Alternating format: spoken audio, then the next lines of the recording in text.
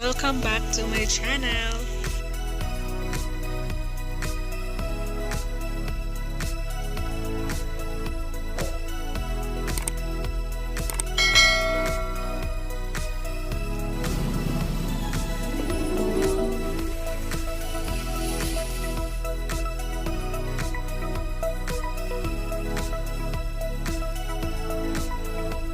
Hi guys! For today's video, samahan nyo kaming kumain ng aming snacks.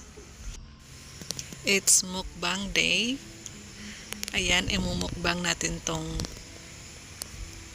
ano bang tawag nito? Sandwich and vegetable salad. Yung sa anak ko naman, ang kanya ay carbonara and then cold drinks and also sandwich. Actually, first time namin kumain dito. And nakita namin parang bago lang siya dito sa place and napagkasunduan namin na dito na lang kami kumain. And also, ayun, pagpasok namin ang ganda ng ambience. Tapos, masasarap yung pagkain nila. Kaya sulit na sulit yung pagpunta namin dyan. Kasi masarap talaga, promise. Kasi yung anak ko, bihira lang niya, talagang pag may gusto siya or pag nasasarapan siya sa isang pagkain, sinasabi niya talaga na masarap. Pag hindi masarap, talagang sinasabi niya hindi na tayo babalik. Pero, nung time na natikman niya yung food, ang sabi niya ay masarap daw talaga. Sabi niya pa nga, kahit hindi pa kami tapos kumain, sabi niya, babalik daw kami dyan para kumain ulit. At gusto niya tikman pa yung mga nasa menu nila kasi interesting daw yung ibang nasa menu. So, soon, pag may budget ulit, pag may budget, ayan, babalik kami dito para kumain. Yes, at mag-relax. By the way, I'm not sure kung tama ba tong way ng paghawak ko ng kutsilyo at saka tinidor. Hindi ko alam kung tama ba yung way ng pagsubo ko ng salad kasi alam niyo na, ang alam ko lang ay kumain ng nakakamay. Parang gusto ko nang kamayin yung salad. Parang gusto ko na lang wag gumamit ng anong tawag nito. Parang gusto ko na lang maggumamit ng tinidor. At saka etong knife or bread knife ba tawag dyan. Kasi minsan mas masarap yung nakakamay or nagkakamay, sorry. Mas masarap yung nagkakamay pag kumakain, di ba? Ayan lang. Tara, kain tayo. Pero syempre dahil salad ito, 'di ba? Parang hindi bagay kung nagkakamay. Kailangan talaga dito yung nakatinidor. Tama ba?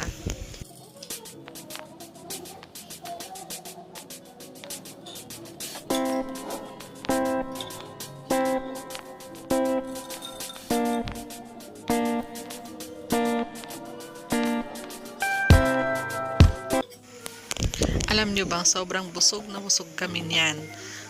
As in, hindi na kami kumain ng tanghali. No. Hindi na kami kumain ng hapunan pala. Kasi nag-snacks kami dyan ng mga past 3 p.m. And then, ayun, hindi na kami nakain ng hapunan. Kasi sobrang busog na kaming dalawa. Sulit na sulit talaga yung pagpunta namin dyan or pagpasok namin dyan para kumain.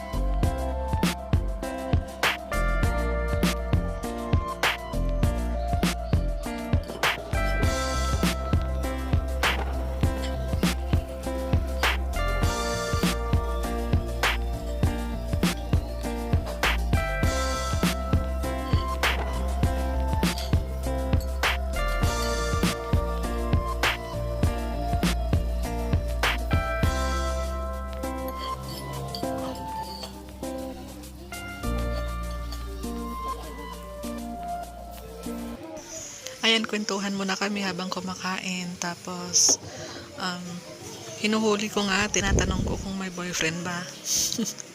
Ayaw umamin. Wala daw siyang boyfriend.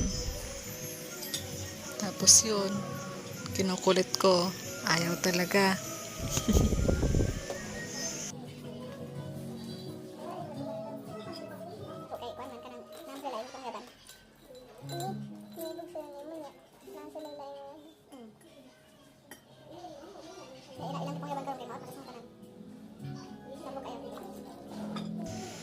Ayan lang po guys. Thank you so much for watching. Bye bye. Love you all.